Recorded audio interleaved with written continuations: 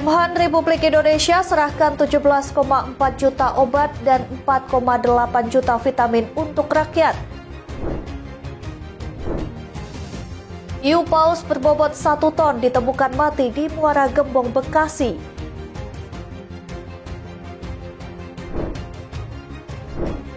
Dua KKB pemasok amunisi ditangkap Satgas Damai Kartens di Puncak Jaya.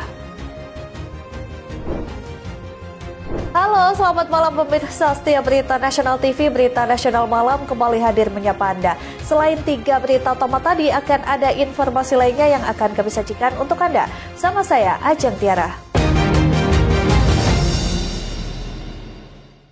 Kita ke informasi yang pertama, pemirsa. Kementerian Pertahanan Republik Indonesia menyerahkan sebanyak 17,4 juta butir obat dan 4,8 juta butir multivitamin kepada Koperasi Desa dan Satuan Pelaksana Program Makan Bergizi Gratis. Penyerahan ini dirangkaikan bersama dengan Alih Komando Pengendalian Lembaga Farmasi dan Labiofak TNI ke Kementerian Pertahanan. Kegiatan yang diselenggarakan di Bhinneka Tunggal Ika, Kementerian Pertahanan Republik Indonesia Jakarta ini merupakan kegiatan lanjutan pada bulan Juli lalu yang dilaksanakan di Desa Bentangan, Klaten. Wakil Menteri Pertahanan Marsikal Madya TNI Doni Ermawan menyampaikan bahwa sebanyak 17,4 juta butir obat dan 4,8 juta tablet vitamin diproduksi untuk mendukung kesehatan rakyat. Distribusi obat akan disalurkan melalui Koperasi Desa dan Kelurahan Merah Putih. Sementara multivitamin dialokasikan ke 100 sekolah penyelenggara program makan bergizi gratis di Jakarta. Wamenhan menjelaskan obat yang diproduksi meliputi Febol, Bonstal, dan Cevalav, serta ke depan akan difokuskan pada obat untuk penyakit yang banyak diderita masyarakat seperti diabetes, jantung, dan hipertensi. Dalam kesempatan yang sama, Wamenhan juga menyampaikan bahwa Alih Komando Lembaga Farmasi TNI Angkatan Darat, Laut, Udara, dan Labiofak akan dikelola menjadi satu oleh Kementerian Pertahanan untuk mencapai tata kelola yang lebih efisien, serta mendukung ketersediaan obat untuk prajurit maupun masyarakat. Nah, pada kesempatan kali ini kita serahkan sekitar 17,4 juta, tepatnya kira-kira, obat yang kita serahkan kepada Menteri Koperasi yang nantinya akan didistribusikan kepada Koperasi Desa dan Kelurahan Merah Putih di seluruh pelosok tanah air. Sementara itu, Menteri Koperasi Ferry Joko Juliantono menyampaikan obat dan vitamin akan didistribusikan melalui jaringan klinik desa dan apotek Koperasi Merah Putih di seluruh tanah air. Langkah ini sekaligus menjadi bukti nyata komitmen negara dalam memberikan akses kesehatan yang terjangkau bagi masyarakat dan diharapkan dapat memperkuat ketahanan kesehatan nasional seiring dengan ketahanan pertahanan negara. Dari Jakarta, Shana Serus Teofandi, Berita Nasional TV. Sementara itu, Menteri Kesehatan Budi Gunadi Sadikin ungkap akan melibatkan unit kesehatan sekolah atau UKS untuk mengawasi makanan-makanan bergizi gratis yang disalurkan ke sekolah-sekolah. Hal tersebut ia sampaikan saat mengikuti rapat kerja bersama dengan Badan Gizi Nasional, BPOM, dan Komisi 9 DPR RI Rabu pagi. Mulanya Budi menyampaikan betapa pentingnya program MBG ini. Untuk itu, sebagai bentuk antisipasi, Kemenkes kini melebarkan berbagai lini untuk bisa melakukan pengawasan. Budi sebut sudah mensosialisasikan kepada Dinas Kesehatan, termasuk berkoordinasi dengan Kementerian Pendidikan Dasar dan Menengah dengan meminta bantuan sekolah. Unit Kesehatan Sekolah atau UKS yang biasanya berfungsi untuk pembinaan sekaligus edukasi kesehatan kepada siswa akan ditambahkan fungsi pelayanan kesehatan. Nantinya, UKS di sekolah-sekolah akan ditugaskan untuk mengecek makanan yang masuk ke sekolah. Jika makanan berbau atau tidak layak, diperbolehkan untuk menolak makanan. Program gizi ini sangat penting buat Kementerian Kesehatan. Kalau gizi yang bagus, anak-anak kita, masalah kesehatan kita mungkin berkurang 50%. Ya. Jadi kita kemarin juga sudah mensosialisasikan ke seluruh dinas kesehatan, tolong bantu teman-teman di BGN agar bisa ngecek bahan makanannya seperti apa, cara masaknya dan orangnya seperti apa, lingkungannya seperti apa, sampel pangannya seperti apa, dan juga seperti yang tadi Pak Dadan bilang ada tes cepatnya. Karena ini kan sudah dilakukan secara rutin oleh 10.000 puskesmas, mereka sudah lakukan, orangnya ada. Nah itu sekarang kita kerahkan untuk bisa mensupport BGN. Ya. Kita tambah juga kemarin ada Mendikdasmen, kita juga minta bantuan upaya kesehatan sekolah. Jadi UKS ini bisa membantu. Biasanya UKS dulu hanya untuk pendidikan dan pembinaan, sekarang kita bantu sedikit, tambah pelayanan kesehatan sedikit. Misalnya, nanti kita ajarin upaya kesehatan sekolah, kalau terima makanan dilihat dulu. Ada warna yang aneh nggak? Ada bau yang aneh nggak? Ada lendirnya nggak? Yang gampang-gampang itu nanti kita mau ajarin. Sehingga kalau nanti masuk, bisa mencegah nggak usah dimakan duluan. Ya. Dari Jakarta, Natasha Alko, Ade Chandra, Berita Nasional TV. Pemirsa, Kepala Badan Gizi Nasional Dadan Hindayana menyatakan pembentukan Satuan Pelayanan Pemenuhan Gizi untuk program makan bergizi gratis pada bulan September telah melampaui target. BGN berhasil membentuk 10.012 SPPG di 38 provinsi, 508 kabupaten, dan 7.022 kecamatan.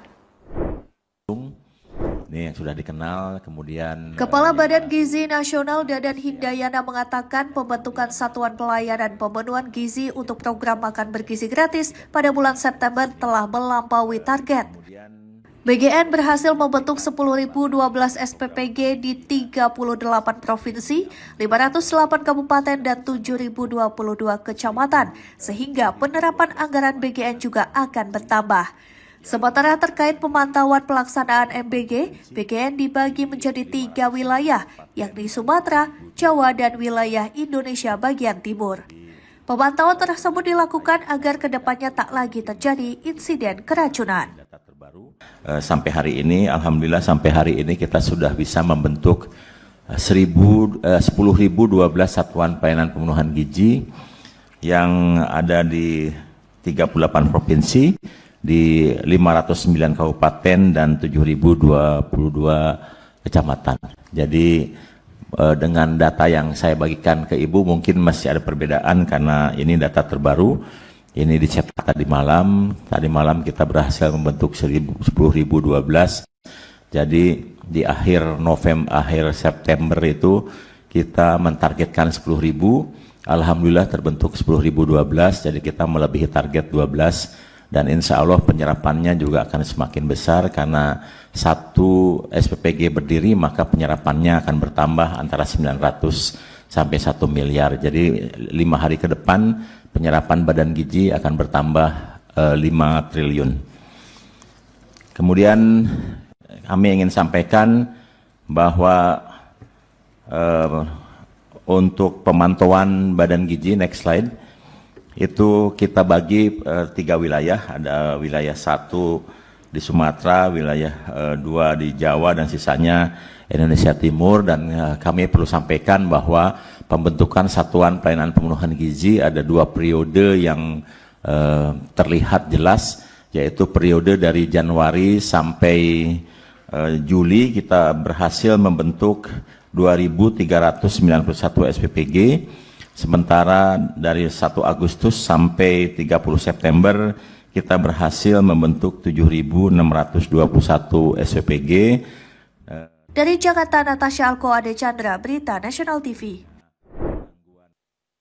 Informasi selanjutnya, Komisi Pemberantasan Korupsi KPK memindahkan barang sitaan kasus pemerasan Kementerian Ketenagakerjaan ke rumah penyimpanan benda sitaan negara Rukbasan di Cawang, Jakarta Timur Rabu siang. Adapun barang sitaan tersebut berupa 25 kendaraan roda 4 dan 7 kendaraan roda 2.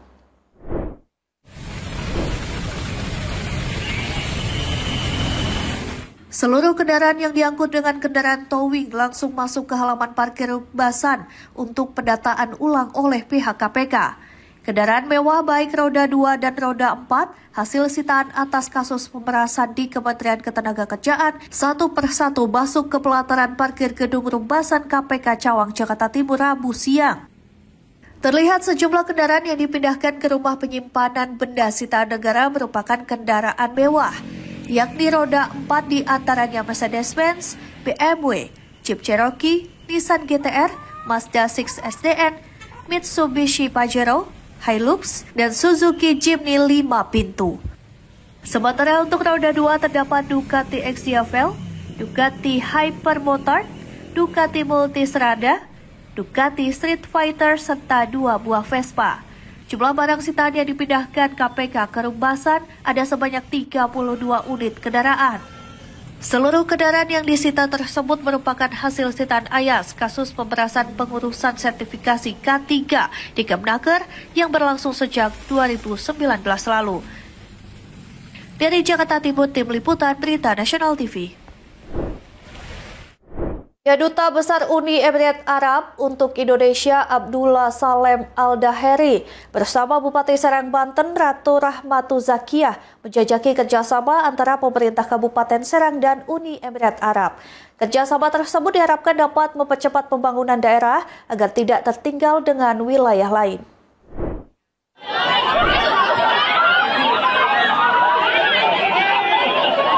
Duta Besar Uni Emirat Arab untuk Indonesia Abdullah Salem Al-Daheri melakukan kunjungan ke Pondok Pesantren Bayi Mahdi di Kabupaten Serang, Banten.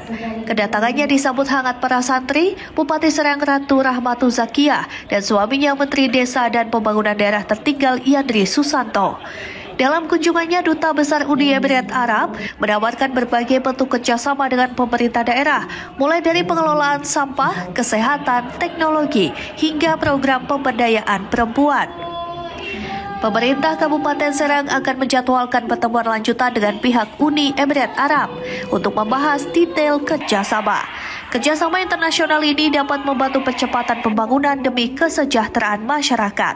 Nanti kita akan paparan di Pemkab, jadi itu nanti nextnya. Jadi setelah ini bagusnya tanya dia dulu sekarang. Duta Besar dari Emirat Arab nanti akan ke Pendopo. Sementara itu, Menteri Desa dan Pembangunan Daerah Tertinggal Yandri Susanto menyambut baik kunjungan ini. Menurutnya, Uni Emirat Arab selama ini telah banyak memberikan bantuan bagi pembangunan di Indonesia, seperti masjid dan rumah sakit di Solo. Untuk itu, Yandri mengaku bahagia dan mengapresiasi kunjungan Duta Besar UEA ke Kabupaten Serang. Rumah yang mulia Pak Duta Besar Uni Emirat Arab, Pak Salem, ini bagian dari tindak lanjut hubungan baik sama Yang Mulia. Dari pembicaraan dulu kami mengatakan bahwa di Serang banyak pesantren, salah satunya yang kami kelola. Dari insya Allah kami tahu Uni Emirat Arab banyak sekali memberikan bantuan berbagai bidang di Indonesia. Dari Serang, Banten, Firman Arif, Berita Nasional TV. Pemirsa, jangan kemana-mana, kami akan kembali usai jeda. Tetap saksikan Berita Nasional Malam.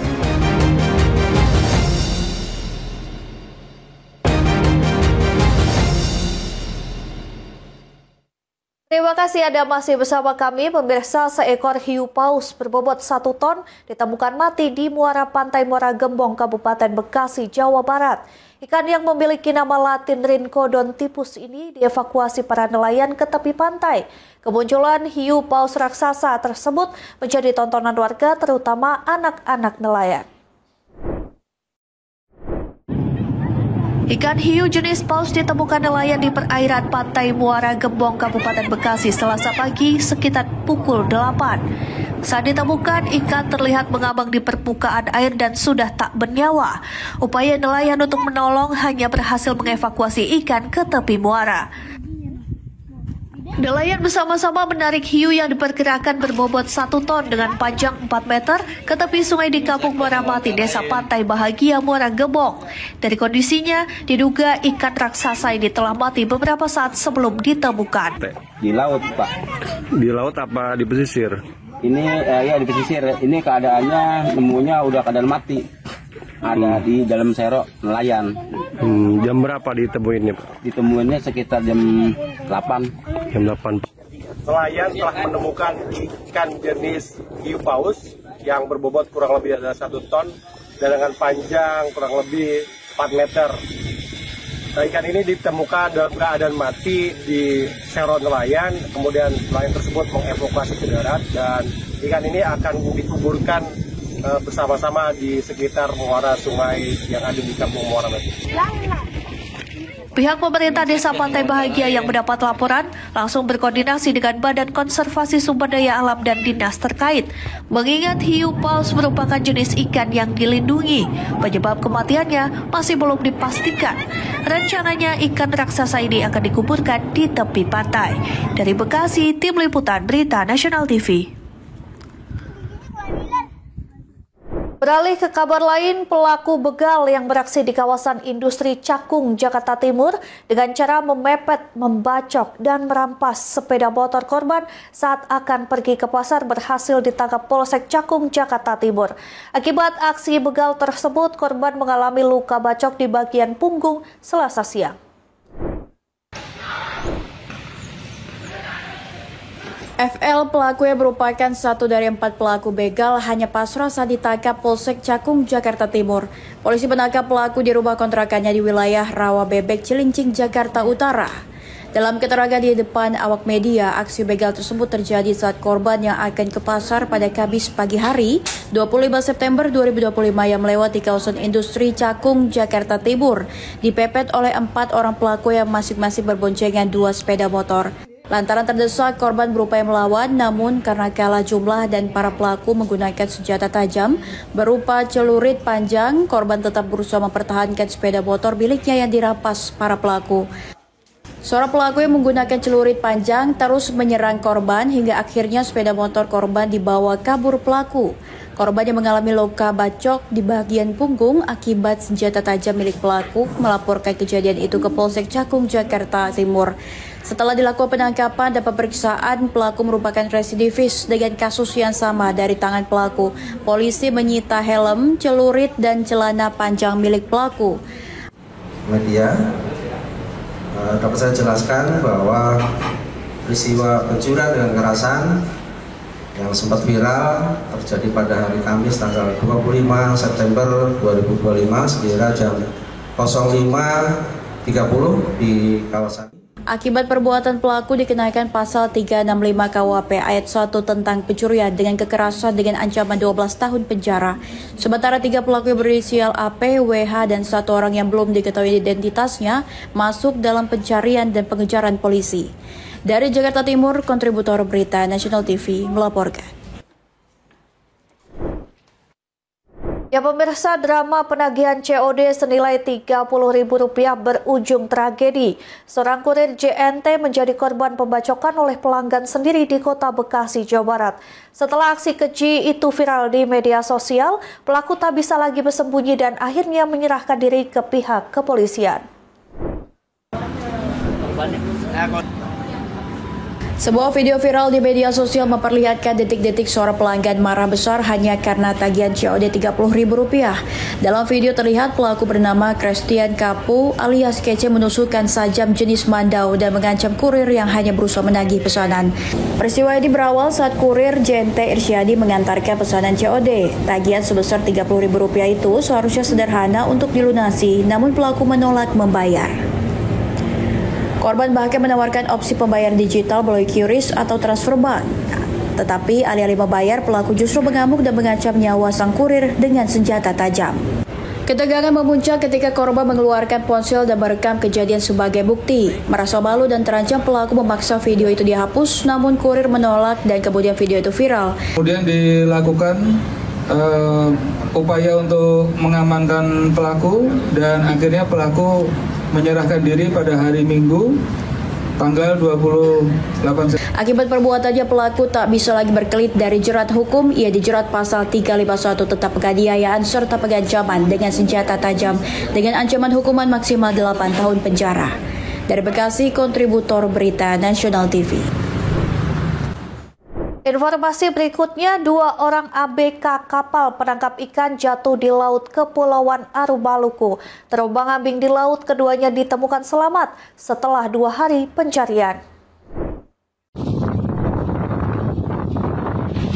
Petugas Basarnas dan Polairut Selasa pagi dikerahkan ke lokasi kejadian. Kecelakaan laut, 2 ABK kapal penangkap ikan jatuh di Laut Aru, Maluku. 2 korban adalah Caca Handika 19 tahun dan Syahri Husmayandi 30 tahun, ABK kapal ikan KM Bandar Nelayan.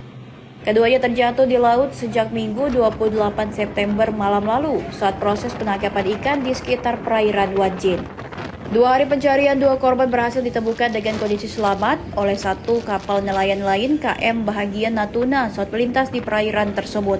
Keduanya langsung dievakuasi ke Pelabuhan Benoa Bali, operasi SAR kemudian resmi dihentikan. Dan Syahri Kusmayandi, laki-laki 30 tahun, telah ditemukan oleh kapal KM Bahagia Natuna di sekitar perairan Laut Aru dalam keadaan selamat. Diketahui 2 nelayan ini terjatuh di Laut Aru akibat kapal mereka diterjang gelombang tinggi Minggu malam lalu.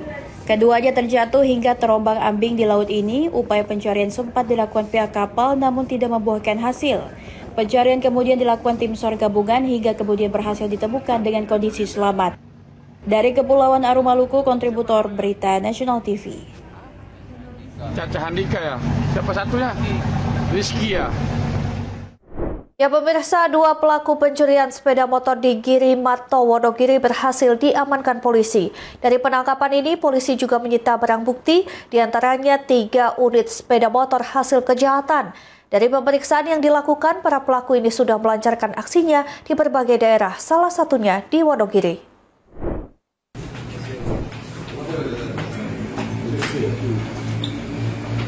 Polres Wonogiri berhasil mengungkap kasus pencurian sepeda motor yang terjadi di Giri Marto, Wonogiri. 2 tersangka masing-masing berinisial S alias Mboto dan BA kini telah diamankan berikut barang bukti. Kasat Reskrim Polres Wonogiri Ibtu Agung Sadewo menyampaikan penangkapan ini merupakan hasil pengembangan laporan dari korban. Kedua tersangka diamankan bersama barang bukti. Pihaknya juga masih melakukan penyelidikan lebih lanjut terkait kasus ini. Pencurian ini terjadi saat korban memarkirkan motornya di area klinik tanpa mengunci stang. Kondisi tempat parkir yang sepi dimanfaatkan kedua tersangka untuk melancarkan aksinya. Dalam aksinya, tersangka BA berperan merusak lubang kunci dengan kunci buatan dari besi, sementara S alias Boto bertugas mengawasi situasi sekitar. Setelah berhasil menyalakan motor, keduanya membawa kabur kendaraan tersebut ke rumah tersangka S dengan rencana untuk menjualnya. Barang bukti yang berhasil diamankan polisi antara lain 3 unit sepeda motor Honda Beat AD4833OI, 1 set kunci palsu BPKB STNK serta 2 kunci asli milik korban. Melakukan serangkaian penyelidikan sehingga bisa mengamankan 2 orang tersangka beserta 3 unit sepeda motor hasil curian, di mana dari pemeriksaan mengembang ke beberapa TKP yang lain, yaitu Jati Srono, Jati Purno, dan Wonogiri Kota. Kedua tersangka kini dijerat dengan pasal 363 KUHP tentang pencurian dengan pemberatan dengan ancaman hukuman maksimal 7 tahun penjara. Polres Wonogiri juga menghimbau masyarakat untuk selalu memastikan motor terkunci ganda saat diparkir, terutama di tempat umum. Selain itu, warga diharapkan segera melapor jika menemukan aktivitas mencurigakan di sekitar area parkir. Dari Wonogiri, Jawa Tengah, kontributor Berita Nasional TV.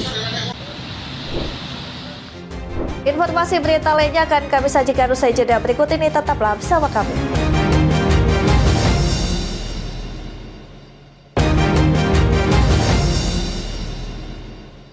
Terima kasih Anda masih menyaksikan Berita Nasional Pagi. Pemirsa, Satgas Operasi Damai Kartens berhasil menangkap 2 orang anggota kelompok kriminal bersenjata yang berperan sebagai pemasok amunisi di wilayah Kabupaten Puncak Jaya. Dari tangan pelaku ditemukan 12 butir amunisi. Petugas Damai Kartens berhasil menangkap 2 orang pelaku menyuplai amunisi bagi kelompok kriminal bersenjata di wilayah Kabupaten Puncak Jaya, pimpinan Ternus Enumbi. Kedua pelaku yaitu Erek Enumbi alias Udara dan Hugon Giro alias Yemeter Murib. Keduanya ditangkap setelah aparat berhasil melakukan penyelidikan terkait adanya transaksi jual beli amunisi. Kedua pelaku ditangkap di Kampung Karubate, Distrik Muara, Kabupaten Puncak Jaya. Dari tangan keduanya ditemukan 6 butir amunisi kaliber 9 mm, 2 butir amunisi kaliber 7,62 mm, dan 4 butir amunisi kaliber 5,56 mm.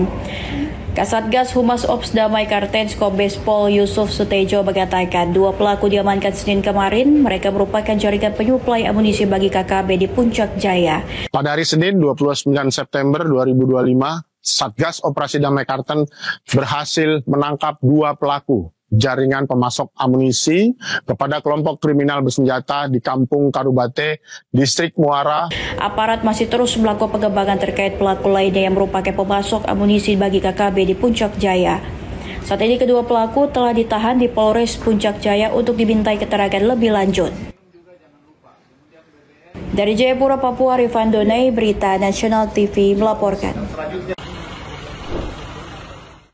Pemirsa, dalam rangka memperingati hari ulang tahun ke-80 Tentara Nasional Indonesia pada Minggu 5 Oktober 2025, pemerintah Provinsi DKI Jakarta memberikan apresiasi khusus. Transportasi publik yang dikelola Pemprov DKI Jakarta akan menerapkan tarif khusus hanya sebesar Rp80.